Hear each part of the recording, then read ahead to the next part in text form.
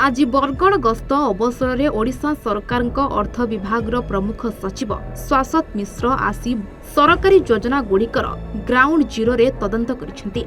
Probation सरी period रे video दायित्व रे एठारे थिबा अवसर रे थिबा पियोन ड्राइवर और खाइबा को देउथबा लोकंकु प्रथमे मने पकाई डकाई खबर बुझिथिले, भल मंद और दुख सुख कथा भी पचारिथिले। पोरे तालपाली आसे निर्माण होइथिबा एमआरएफ देखिथिले और वर्ज्यवस्तु परिचालन कथा मध्य बुझिथिले।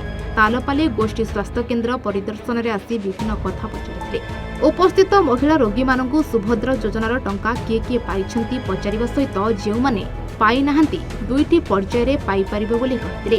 परे ग्राम्य वर्ज्यवस्तु डस्टबिन तालपाली और बोरुमुंडाई देखिथिले। बोरुमुंडा कलाग्राम जाई सेठाकर स्थिति परखिबा परे गाइसलाट पार्क और जनकेड़ा आश्रम परिदर्शन करथिले। देखिथिबा दोष त्रुटि और व्यतिक्रम उपरे तागिद करथिले।